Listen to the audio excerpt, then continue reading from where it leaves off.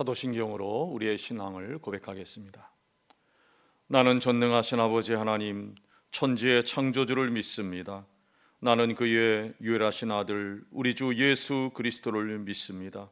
그는 성령으로 잉태되어 동정녀 마리아에게서 나시고 본디오 빌라도에게 고난을 받아 십자가에 못 박혀 죽으시고 장사된 지 사흘 만에 죽은 자 가운데서 다시 살아나셨으며 하늘에 오르시어 전능하신 아버지 하나님 우편에 앉아 계시다가 거기로부터 살아있는 자와 죽은 자를 심판하러 오십니다.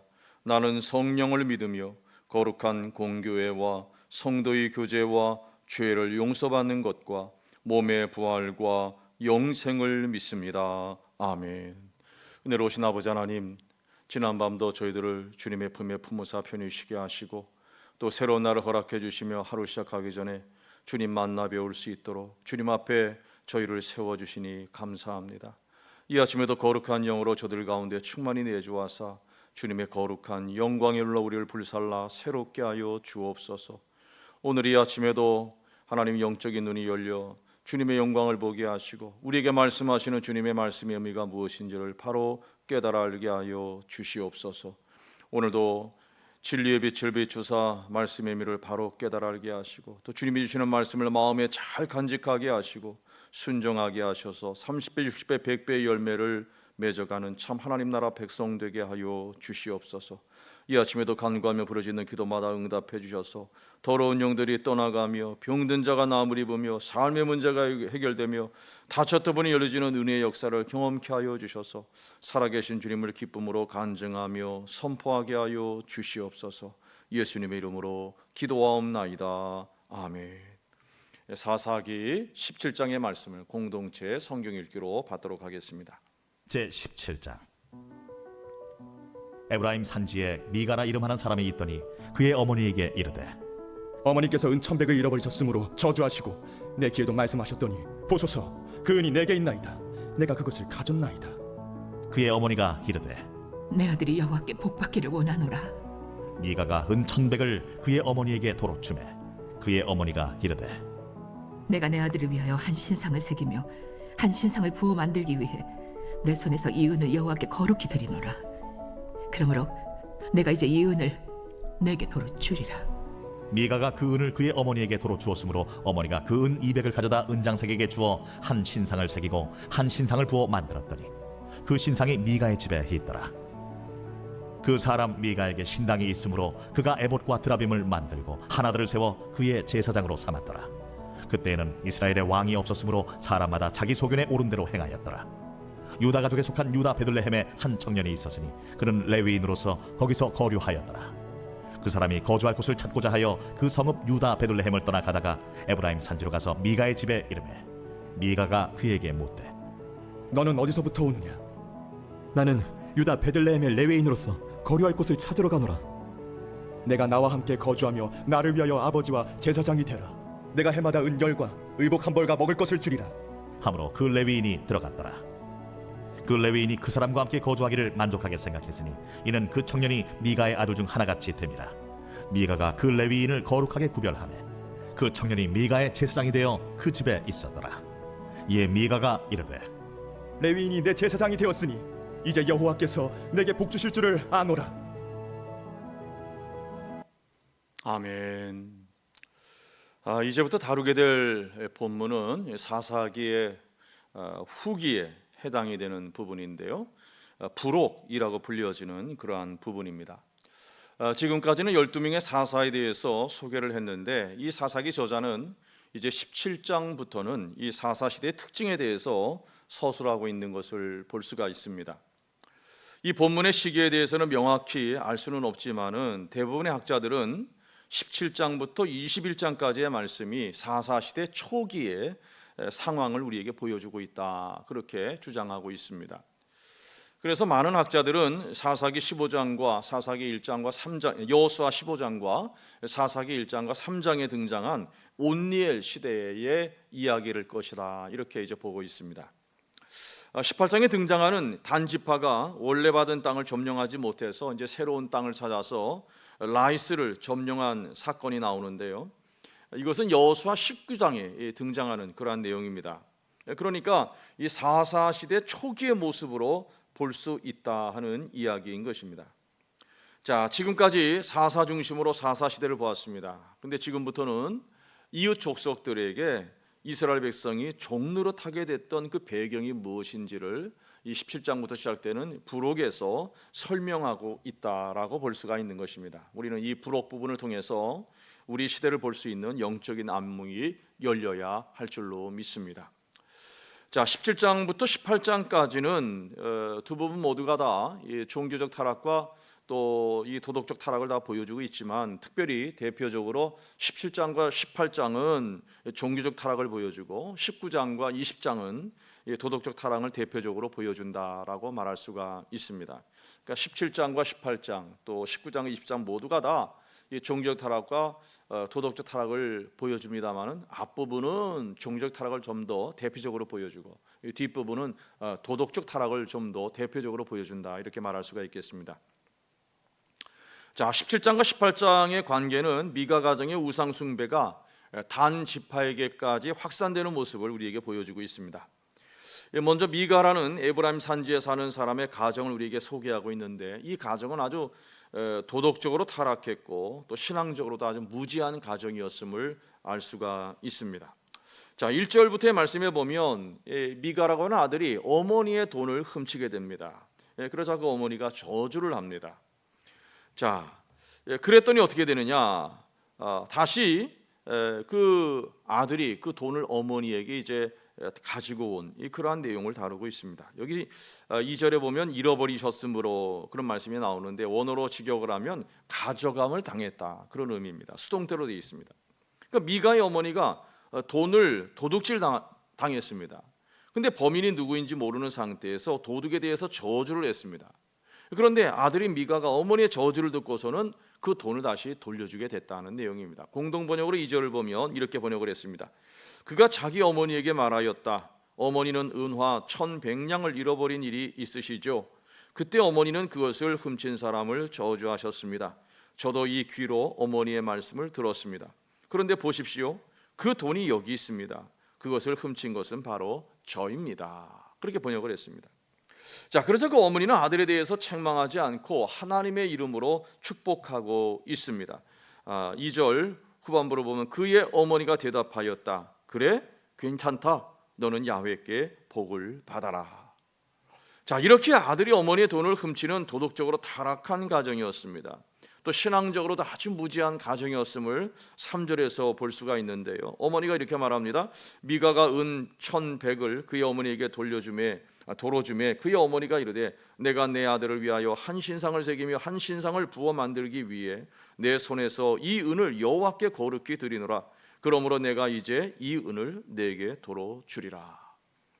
자, 하나님의 말씀에 대한 지식이 전혀 없다는 사실을 우리는 발견할 수가 있습니다. 자, 하나님께서는 우상 숭배를 가장 싫어하십니다. 그래서 십계명에서도 우상을 만들지 말라고 말씀하셨습니다. 그런데 여기 보면 우상을 만들면서 하나님께 거룩히 드린다라고 말하고 있다는 사실입니다. 히브리어 어순대로 번역하면 이 은을 여호와께 거룩히 드리노라. 내 손으로부터 내 아들을 위하여 새긴 신상과 부은 신상을 만들기 위해, 이렇게 순서가 됩니다. 그러니까 여호와를 위해서 그 은을 갖다가 구별했다고 말하면서 내 아들을 위하여 우상을 만들겠다고 말하고 있는 것입니다. 그러니까 하나님께서 가장 미워하시는 우상을 아들을 위해 만들게 한 것입니다. 이것은 하나님의 법인 율법을 어기고 있는 것입니다. 특별히 십계명을 어기고 있습니다. 또한 우상을 만들면서 여호와의 이름으로 말했다는 것은 이 가정이 혼합주의적인 신앙, 다신주의적인 그러한 신앙을 가진 가정이었다는 사실을 말해주고 있는 것입니다. 이 당시에 영적인 상황이 어떠했는지를 우리는 알 수가 있는 것입니다. 신앙적인 형식은 남아있지만은 하나님을 모릅니다. 하나님의 법을 모릅니다. 그래서 잘못된 길을 걸어가면서도 죄인일도 모르는 그러한 영적 상태에 빠져있는 상태였다라는 사실을, 이 시대를 우리는 알 수가 있는 것입니다. 자, 4절에 보면 미가가 그 은을 그의 어머니에게 도로 주었으므로 어머니가 그 은 200을 가져다 은장색에게 주어 한 신상을 새기고 한 신상을 부어 만들었더니 그 신상이 미가의 집에 있더라 그랬습니다. 자, 처음에는 하나님께 그 은을 다 구별하여 바친다 이렇게 말을 했습니다. 근데 여기 보면은 은 1100개 중에서 200만 또 사용해서 신상을 하나는 새기고 하나는 부어서 만들었다는 겁니다.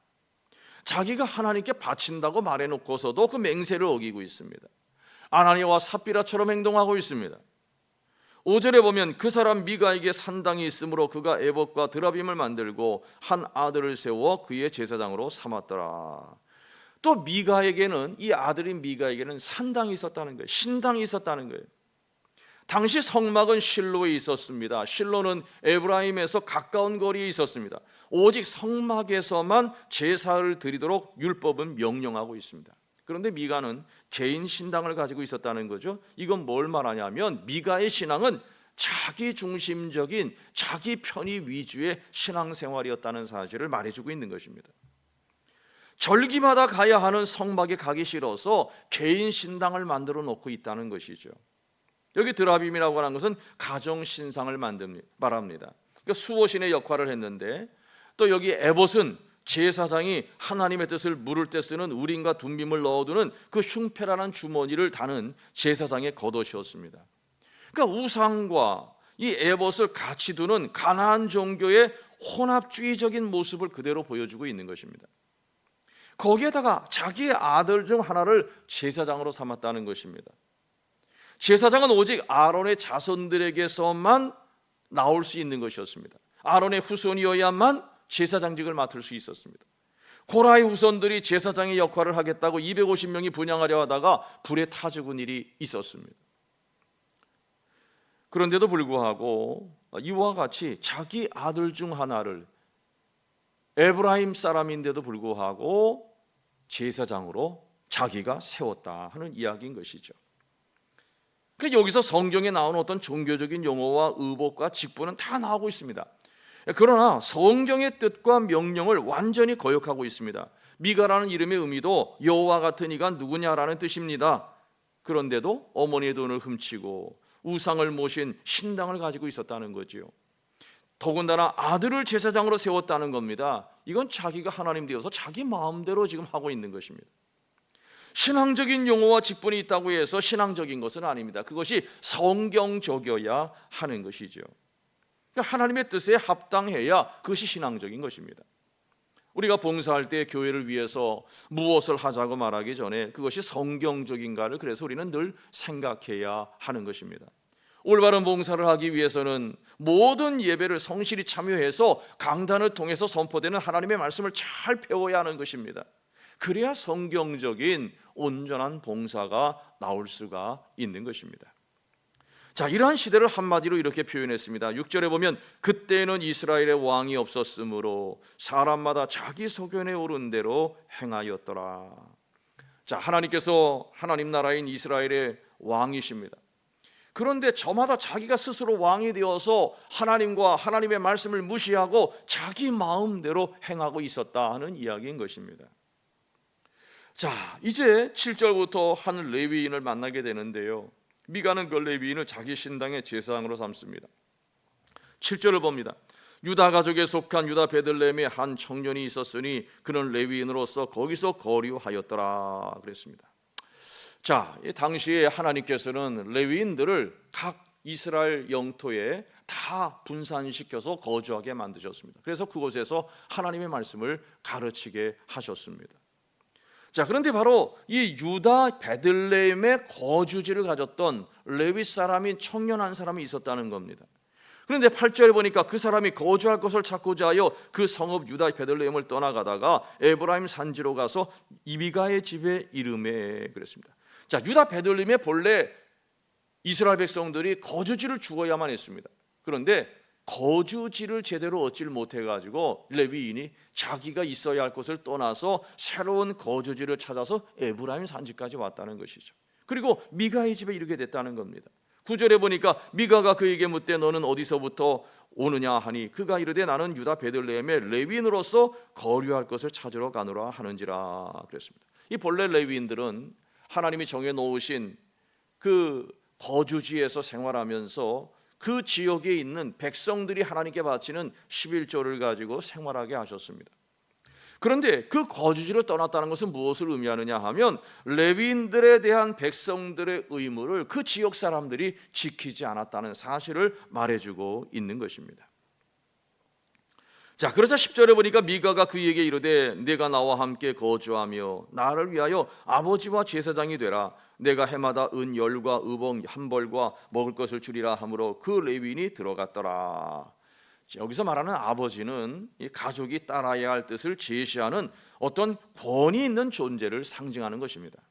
그러니까 제사장으로 아버지 같은 권위를 행사해 달라고 요청하고 있는 겁니다. 그런데 여기서 율법은 제사장이 30세가 되어야 취임할 수 있다고 말씀하고 있습니다.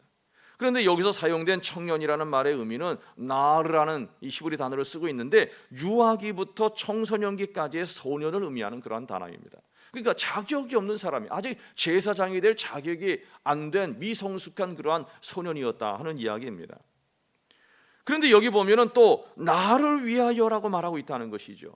제사장은 백성을 위하여 하나님께 제사를 드리고 기도를 드리는 일도 하지만 근본적인 건 뭐냐면 제사장직은 하나님을 위하여 하나님께 구별된 하나님의 종들입니다. 그런데 자기를 위하여 제사장이 되어달라고 말하는 건 뭡니까? 곧 하나님의 종을 자기가 빼앗아 가지고 자기의 종을 삼는 그러한 죄를 하나님께 범하고 있는 것입니다. 이 정도로 이 율법에 무지한 그러한 상태에 있었다는 것이죠. 자, 그러면서 계약 조건을 제시합니다. 그런데 청년은 11절에 보니까 그 레위인이 그 사람과 함께 거주하기를 만족하게 생각했으니 이는 그 청년이 미가의 아들 중 하나같이 됨이라. 여기 만족하게 생각했다는 단어는 야알이란 말인데 결정했다, 즐거워했다, 동의했다 그런 의미를 가지고 있습니다.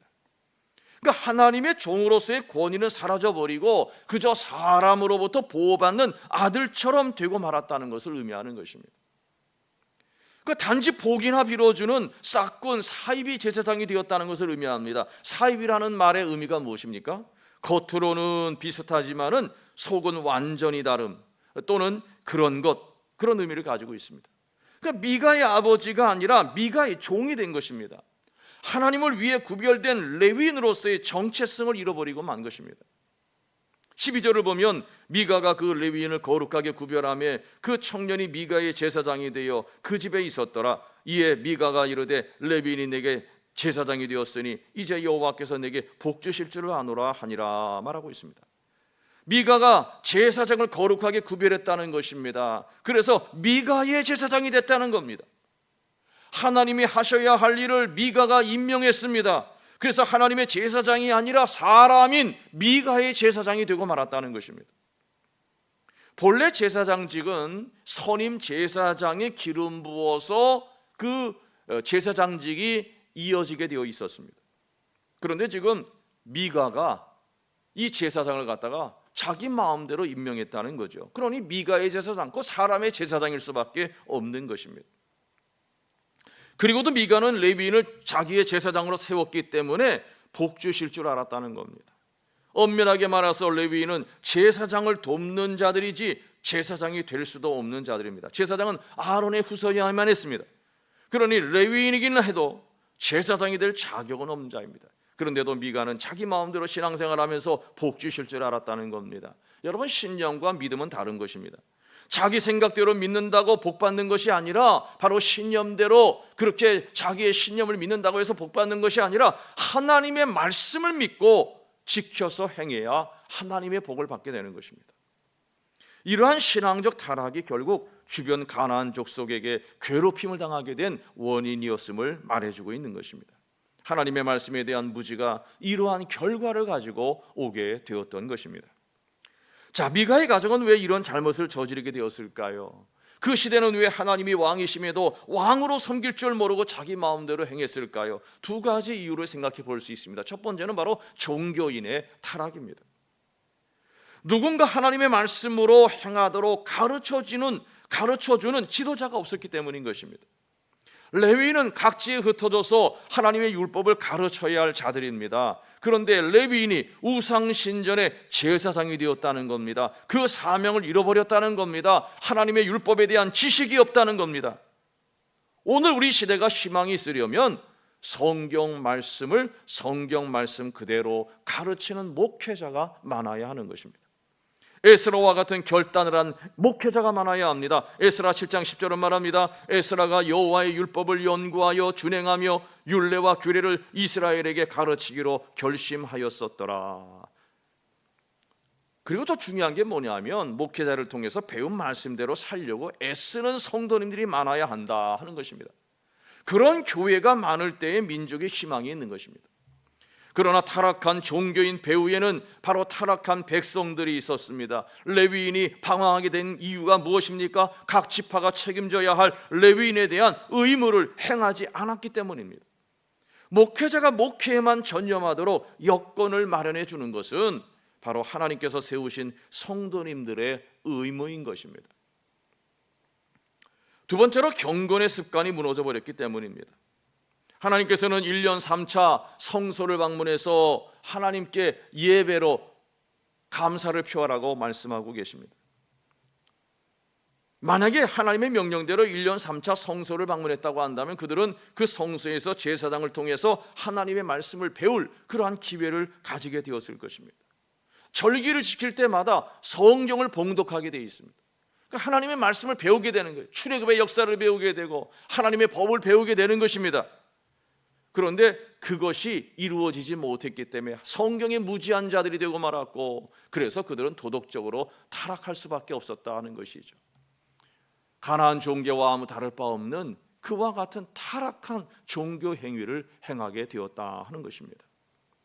경건의 습관은 그래서 중요한 것입니다. 여러분, 처음에 뚝에 물이 셀 때는 잘 모릅니다. 그러나 그것이 점점 커지게 되고 나중에는 뚝이 무너져 버리고 마는 것이죠. 그러므로 우리의 경건의 습관을 게을리해서는 안 됩니다. 예배를 빠지지 마시기를 바랍니다. 기도를 빠지지 마시기를 바랍니다. 사사시대는 혼합주의, 기복주의, 편의주의, 그리고 타락한 종교인이 연합하여 타락한 시대를 이루고 있었던 것을 보게 됩니다. 요즘 사회는 점점 흉폭해져 가고 있습니다.